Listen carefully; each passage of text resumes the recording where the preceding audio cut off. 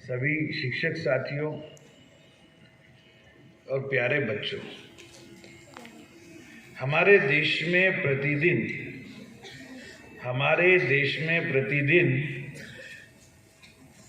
कोई न कोई महापुरुष का जन्मदिन होता है, किसी न किसी महापुरुष की पुण्यतिथि होती है और हमेशा किसी न किसी देशभक्त, क्रांतिकारी और स्वतंत्रता सेनानी का कोई न कोई दिवस होता है।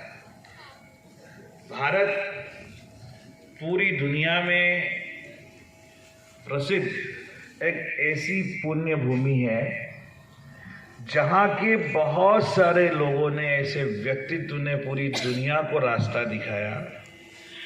अपने कार्य से, अपने व्यवहार से, अपने विचार से, अपने चरित्र से कई लोगों को अपना अनुयायी बनाया। और सबसे बड़ी बात, इस धरती पर रहने वाला प्रत्येक इंसान सुखपूर्वक जी सके, हृदय से वह खुश रहे, प्रसन्न रहे, इसके लिए कल्याण करने का काम हमारे देश के महापुरुषों ने किया। और इस कार्य में बड़े बड़े वैज्ञानिक, बड़े बड़े राजनीतिज्ञ, बड़े बड़े विचारक और दार्शनिक तो थे ही, लेकिन इस कार्य में आगे रहने वाले बहुत सारे सन्यासी भी थे। और उन सन्यासियों में सबसे युवा सन्यासी का नाम जब लिया जाता है तो स्वामी विवेकानंद की वह प्रभावशाली तस्वीर और वो छवि ऐसे साफा बांधे हुए और ऐसे खड़े हुए हमारे समक्ष एकदम जागृत हो जाती है। ऐसा लगता है जैसे स्वामी विवेकानंद उस तस्वीर से निकलकर मैं जहां आ जाऊंगा वहां खड़े होकर बोलने लगेंगे। वो हो सकता है मैं बोल रहा हूं तो मेरे अंदर ही आ गए, क्योंकि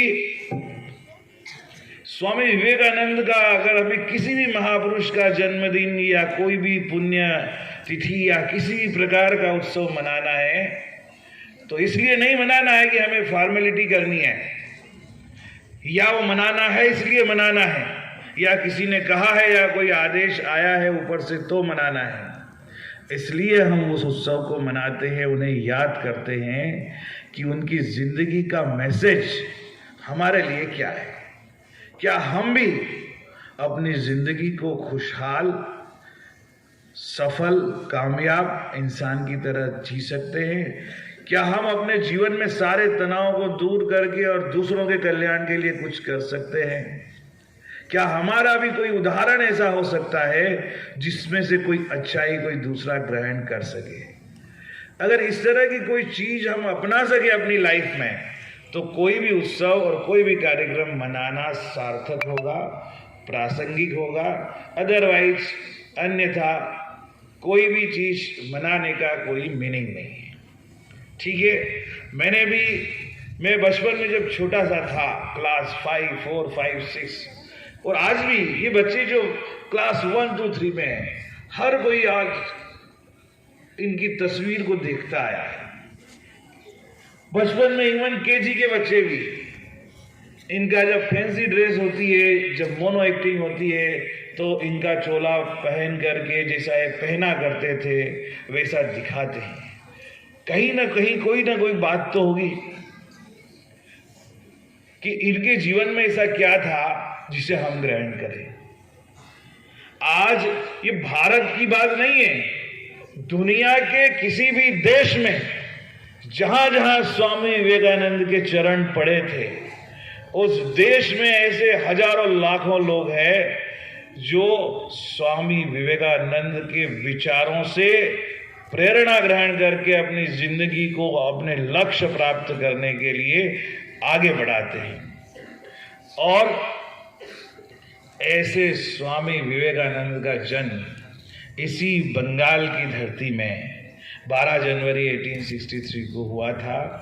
ये जन्म कब हुआ, मृत्यु कब हुई, कहां कहां गए, ये उतना इंपॉर्टेंट नहीं है। इंपॉर्टेंट ये है कि ये थे क्या, ये चाहते क्या थे, इनका जीवन किन संघर्षों से गुजरा। इन्होंने भी हमारी तरह ये भी स्कूल जाते थे, पढ़ते थे, कॉलेज में पढ़ाई की, इंग्लिश लिटरेचर में इन्होंने बीए किया। एक समय ऐसा भी आया कि जिनके परिवार में इनके पिताजी का सारा भार इनके ऊपर आ गया और परिवार का खर्च चलाना मुश्किल हो गया। इनको भी हमारी तरह बेरोजगार होकर भटकना पड़ा और नौकरियां ढूंढनी पड़ी। आजकल तो 22, 24, 25 साल के लड़के लड़कियां केंद्रीय विद्यालय में प्राइमरी टीचर बन के 60 से 70 हजार रुपया महीना कमाते हैं। इनको तो इतना अच्छा अवसर मिला ही नहीं, लेकिन हृदय में जो आत्मविश्वास था, भारत और भारत की संस्कृति के प्रति जो अद्भुत प्रेम था और सबसे बड़ा अपने आप पे जो स्वाभिमान था, किसी के सामने ये झुके नहीं।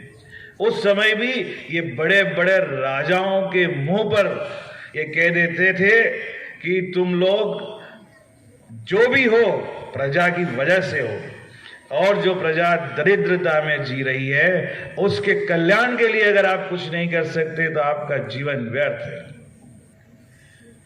हर कोई गुरु बनाते हैं, इन्होंने भी सोचा कि मेरा भी एक गुरु हो। गुरु की खोज में ये कई जगह भटके। जिसे भी गुरु बनाना चाहते थे उससे एक बात बोलते थे कि गुरु गोविंदो खड़े काके लागू पाए, बलिहारी गुरु आपकी गोविंदियो बताए, ऐसा कहते हैं। यानी गुरु गोविंद से यानी ईश्वर से मिला सकता है। तो क्या आपने ईश्वर को देखा है? क्या मुझे आप भगवान से मेरी मुलाकात करवा सकते हैं? कोई भी गुरु ऐसा नहीं था जिसे ऐसा कभी अनुभव हुआ हो, ईश्वर का कोई आत्म साक्षात्कार हुआ हो और जो इनको समझा सके।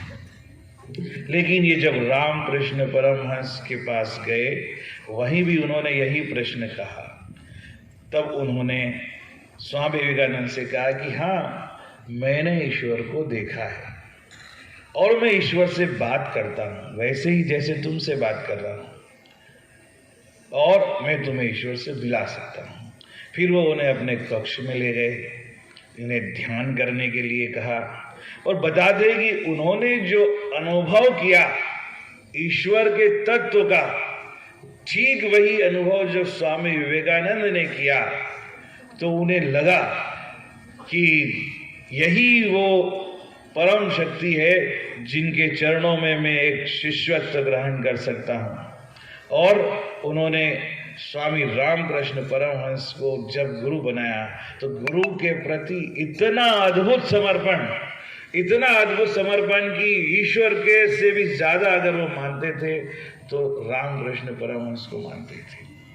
और ऐसा गुरु मिला जिस गुरु की कृपा से मात्र 30 वर्ष की उम्र में 1863 से 1893 11 सितंबर को ये भारत का प्रतिनिधित्व करने के लिए अमेरिका के शिकागो में आयोजित विश्व धर्म सभा में जाने के लिए तैयार हुए। वहां जाने के लिए बता दें कि चंदा वंदा किया गया, जैसे तैसे समुद्र की यात्रा करके वहां पहुंचे। पहुंचने के बाद वहां पर भी इनका अपमान हुआ, वहां पर भी इन्हें समय नहीं दिया गया और बड़ी मुश्किल से बताते हैं कि इनके कोई अच्छे प्रोफेसर या विद्वान व्यक्ति इनसे जुड़े, इनसे बातें करके इनके तर्क सुन करके उन्हें लगा कि इस व्यक्ति में जरूर टैलेंट है और इसे मौका मिलना चाहिए। उन्होंने आयोजक से बात की तो इनको बताते हैं केवल 1 या 2 मिनट का समय दिया गया, वो भी सबके एंड में, है ना। जिस परंपरा में हमेशा लेडीज एंड जेंटलमैन कह के संबोधित किया जाता था, वहां कोई पहला नौजवान आया जिसने कहा कि माय अमेरिकी ब्रदर्स एंड सिस्टर्स। ये भाव और जिस तरह से इन्होंने बोला, ऐसा लगा कि हर इंसान के दिल में उतर गया कि सच में कोई मेरा भाई, कोई मेरा बेटा सामने बोल रहा है। वो आत्मीयता जब उन्होंने अंदर से फील की तो तालियों की गड़गड़ाहट से वो धर्म सभा गूंज उठी और जितना समय इनको दिया गया था उतना तो तालियों की गड़गड़ाहट में ही चला गया।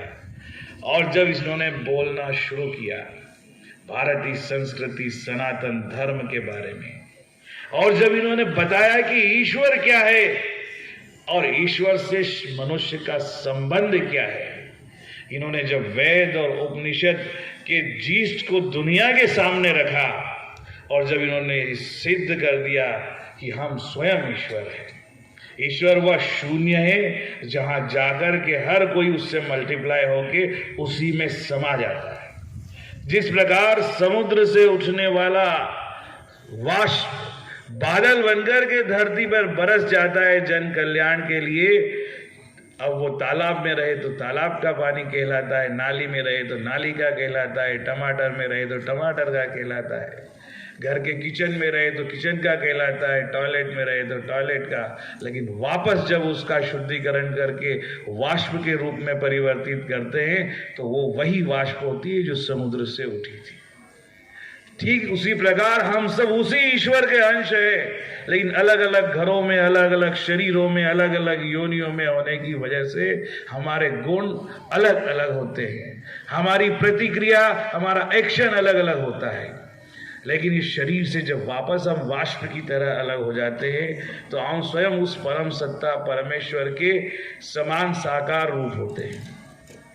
और ये सारा कंफ्यूजन इस तरह होता है जैसे एक पेड़ पर दो पक्षी बैठे हो, एक पक्षी बहुत दुखी है और एक पक्षी बहुत आनंदित है, उसके चेहरे की मुस्कुराहट का कोई अंदाजा नहीं लगा सकता, और दूसरा पक्षी भयंकर तनाव से ग्रस्त, परिवार की चिंता, बच्चे की चिंता, इनकम की चिंता, पता नहीं कौन कौन सी चिंता, टाइम पे सैलरी नहीं आई तो उसकी चिंता, कोरोना लग गया तो घर में सारा अनाज में ही भर लो उसकी चिंता।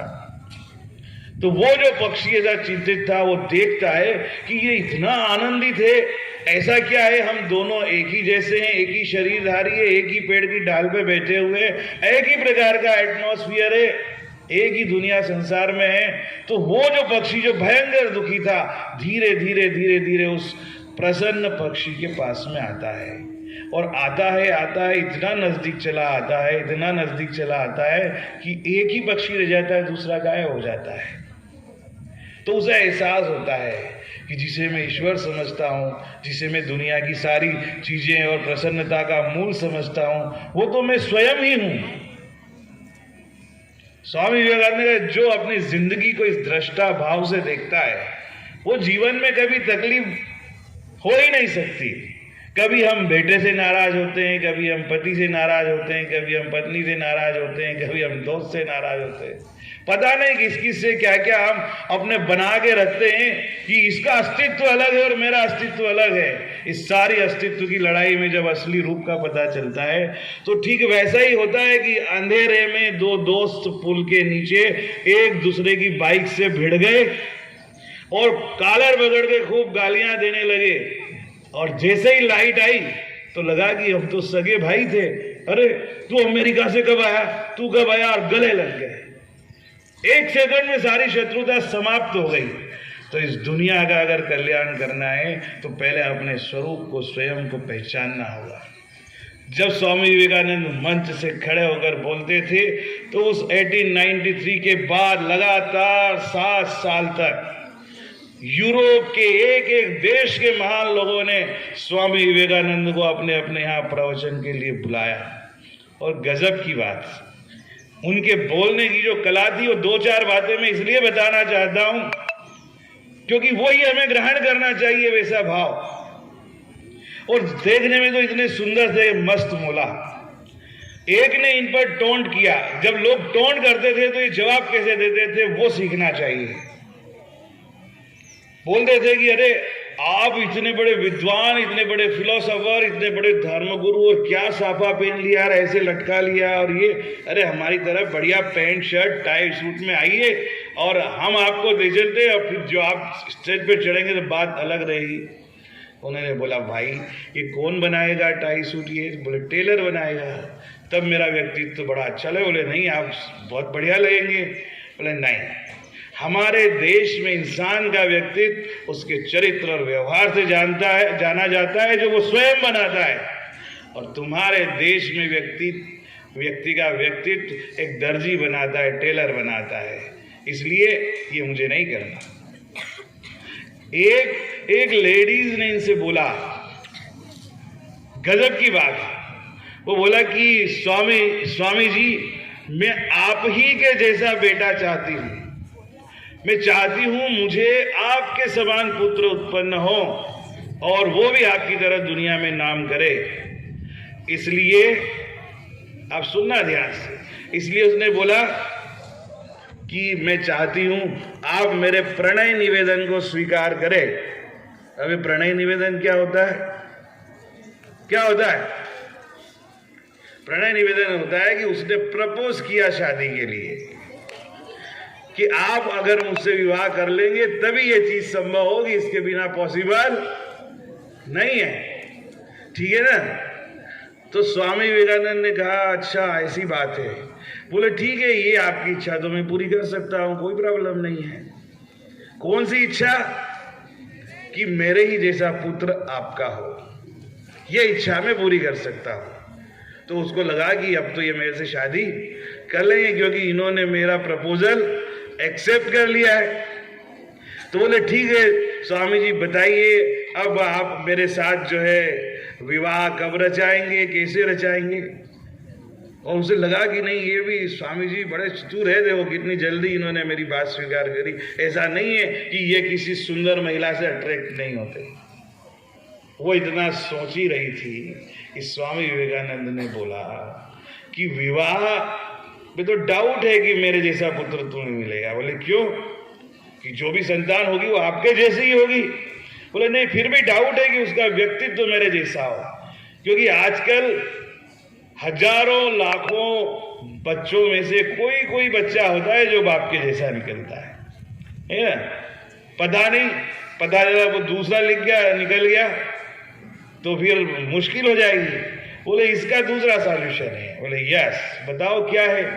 मैं तो तैयार हूं आपसे अभी विवाह करने के लिए। बोले विवाह की आवश्यकता ही नहीं है, कि मेरे जैसा ही पुत्र चाहिए तो मैं आपको अपनी मां स्वीकार करता हूं, आप मुझे बेटा मान लो। कितनी बढ़िया बात है। बोले ये भाव था उनका सुंदर से सुंदर नारियों के प्रति। और आज का कोई नौजवान ये जो व्हाट्सएप सोशल मीडिया देखते, घुस घुस के देखते रहते उसमें, है ना? कोई क्लास की सुंदर लड़की निकल गई है घर में तो यूं करके ऐसे देखेंगे जब तक कि वो आंखों से ओझल ना हो जाए। तो फिर आप क्या बनेंगे? आप वही बनेंगे यूं। ठीक है ना? और मैंने देखा क्लास में पता नहीं इस तरह की बातें चलती रहती है, क्लास 7-8 से शुरू हो जाती है। और वो भी बंगाल में स्वामी विवेकानंद के देश में इस तरह की बात करेंगे। बच्चे क्या बन रहे हैं समझ में नहीं आता। इंग्लैंड का नाम सुना है ना? ग्रेट ब्रिटेन में इंग्लैंड के राजा ने इनको अपने घर पे डिनर पे बुलाया तो स्वामी जी है, दाल भात खाने वाले मुंह से, और वो उधर चमचे कांटा छुरी लेके और अपना ले रहे हैं बड़े। उन्होंने स्वामी जी पर टॉन्ट किया कि स्वामी जी एक बात समझ में नहीं आई। बोले क्या? कि हमारे यहाँ एक कल्चर है, हमारे देश के लोग बड़े कल्चर्ड होते हैं, चम्मच से कांटा से छुरी का उपयोग करके भोजन को छूते भी नहीं है और बड़े अच्छे तरीके से उसको खाते हैं। एक वेल मेंटेन जेंटलमैन दिखाई देता है, एक कल्चर्ड पर्सन दिखाई देता है। बोले आपको इस कल्चर कहते हो? बोले ये तो सबसे गंदी बात है इस तरह कांटे छुरे से खाना। बोले क्यों? स्वामी जी ने बताया कि भाई ये जो तुम्हारे किचन में जितने भी तुम्हारे छुरी कांटे हैं, रोज रोज तुम्हें पता होता है कि तुमने जिस छुरी और कांटे से कल मुंह में डाला था आज भी वही मिली है? बोले नहीं, क्यों तो कभी किसी के मुंह में जा सकती है, इसका तो कोई हमने कभी सोचा ही नहीं।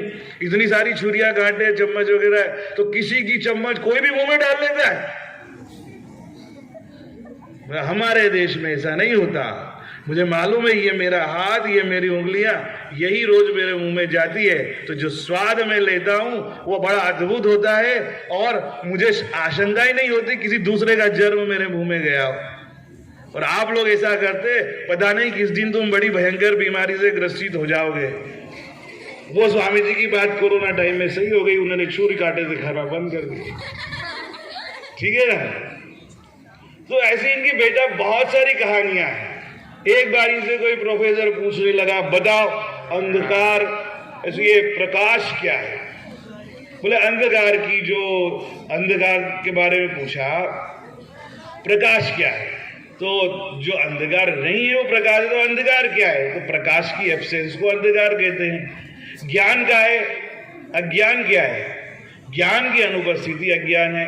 ऐसे बहुत सारी चीजें हैं जो मैं बता सकता हूँ, समय पता नहीं निकलता जाए। मैंने स्वामी विवेकानंद के कर्म योग को पढ़ा, राजयोग को पढ़ा, ज्ञान योग को पढ़ा, भक्ति योग को पढ़ा, उनकी बहुत सारी हिस्ट्री पढ़ी। लेकिन एक बात जरूर है कि ऐसा सन्यासी, ऐसा स्वामी विवेकानंद अपने गुरु के प्रति क्या भावना थी। इनके गुरु को कैंसर हुआ जब वे वेलूर मठ में इलाज कर रहे थे। ऐसा बताते हैं कि इनके सारे साथी शिष्यों ने कहा कि आपको भी कैंसर हो जाएगा, आप गुरु के पास रात दिन जो है इलाज करते हैं, और यहाँ तक कि उनको जो पीप निकलता है और क्या क्या सब साफ सफाई करते हैं सारी चीजों की, उनके घावों की। तो उन्होंने बोला था कि मैं जो कुछ भी हूं, मैं अगर स्वयं ईश्वर भी हूं तो उससे बड़ा गुरु है। इसलिए उनकी सेवा में, त्याग में संदेह कैसा। बता दें कि वो जो चीज भी इन्होंने अपने गुरुजी का जो है साफ सफाई करके जो फेंकने लायक वो चीजें थी, वो थूक, ब्लड वगैरह, वो बता दें लेकर के पी गए उसको। इसलिए उस दिन जब सारे शिष्य इनके चरणों में गिर गए कि स्वामी विवेकानंद जैसा दूसरा दुनिया में कोई गुरु का शिष्य न पैदा हुआ है न होगा। इतनी अटूट आस्था अपने गुरु के प्रति। तो बेटा, अगर हमें कुछ करना है, समझना है, तो स्वामी विवेकानंद ने जो कहा था कि उत्तिष्ठ जागृत प्राप्य वरान निबोधत, उठो, आगे बढ़ो, और तब तक आगे बढ़ो जब तक कि अपने लक्ष्य को प्राप्त न कर पाओ।